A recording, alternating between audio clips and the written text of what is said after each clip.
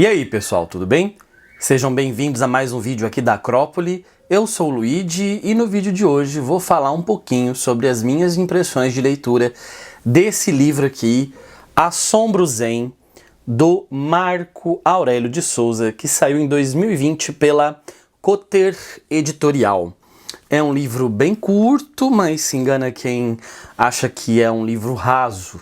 É um livro que você precisa às vezes ler mais de uma vez, 3 ou até mesmo 4 vezes, dependendo do texto, para você tentar acessar um pouco mais a profundidade. Um texto que parece ser uma piscina rasa, mas que tem muita coisa na sua profundidade.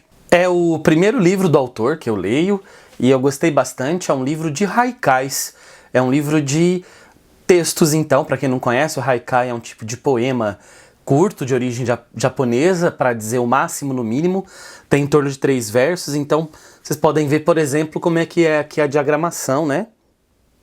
Olha só, pequenininho mesmo o texto, tá?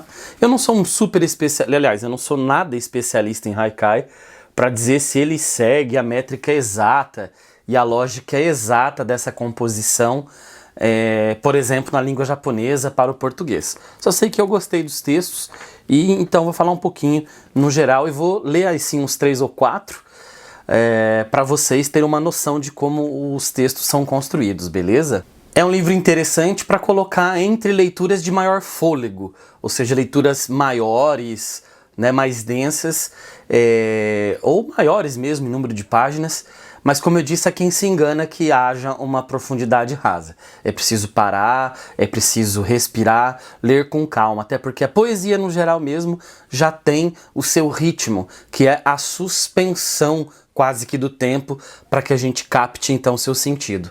Vamos lá para um exemplo de texto então. Da janela, um poeta captura o real. Bala perdida, parentes choram seu haikai inacabado. Nesse poema, vemos o encontro do poeta com a realidade brasileira nua e crua, que é a violência urbana sobretudo.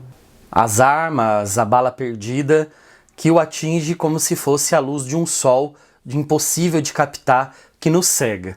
No caso aqui, então, a aproximação do poeta com a vida real, com o próprio texto, com o haikai, que apesar de diz não terminado, está aqui, terminado. O peso dessa realidade, da morte, da violência brasileira, aparece em outros textos. Textos que, como vocês puderam ver nesse primeiro exemplo, não tem título, tem apenas um número. Outra realidade muito massacrante, brasileira, muito vívida, muito dolorida, é, por exemplo, as mortes no trânsito. Olha aí um exemplo para você ver. No vai e vem da marginal, flores no asfalto, crime culposo, alegou o novo juiz. E esse é um tipo de morte já quase naturalizado pelos brasileiros em geral, né? Quase não se emociona mais, não se sente mais a dor de pessoas que perdem vida nas estradas, no trânsito em geral.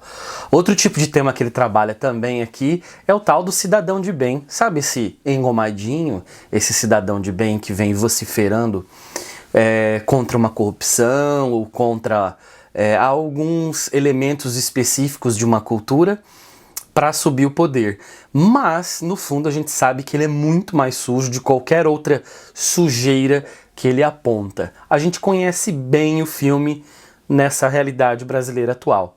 Vamos aí para o exemplo de poema. Sob o efeito estimulante da coca andina e da conta na Suíça, um projeto de país sobe ao palanque. O poeta ainda traz construções sobre temas como meio ambiente, minorias, falta de empatia, mais violência, mundo digital, entre outros. Vou só colocar mais um trechinho aqui, senão depois talvez a editora até brigue comigo de tantos exemplos que eu coloquei e daí não fica legal a gente mostrar o livro inteiro. Mas vai mais um exemplinho para vocês verem do que eu tô falando. Extrema-unção e pesticida, balanceado é o câncer da natureza morta. Percebam o duplo sentido da expressão natureza morta, né? Inclusive é um texto muito atual, até porque cada vez mais a gente vem liberando o uso de mais agrotóxicos e mais agrotóxicos e, bom, essa natureza pode causar a nossa morte. E não dá para não falar do Tito, não tem como não ter um assombro quando a gente olha para essa realidade sobretudo essa realidade brasileira que nos cerca. Mas aí pode parecer contraditório, você fala assim, como estar zen? Como ficar zen quando a gente se assombra com tanta loucura, com tantas coisas mal feitas, com tanta insensibilidade diante de mortes e comportamentos que são prejudiciais à sociedade, não é mesmo? Mas como se diz no prefácio, Zen pode ser também a expressão direta com a realidade. Aí sim o título faz sentido e se completa. E é isso, leiam então Assombro Zen, Marco Aurélio de Souza, esse livro aqui da Cotter, beleza? Gente, é isso. Gostaram do vídeo? Se possível, se inscreva no canal, ative as notificações, compartilhe com os amigos. O trabalho que eu faço aqui na Acrópole, ele é gratuito, eu não ganho para fazer esse trabalho. Então eu gostaria que você pudesse me ajudar aí, contribuindo de que maneira? Compartilhando, comentando, dando like, assistindo, etc. Beleza? Se você gostar de língua francesa, sim, francês, eu tenho um outro canal aqui chamado Universo Francês. Passa por lá e se inscreve. Eu faço vídeos sobre gramática, vocabulário e cultura da língua francesa, beleza?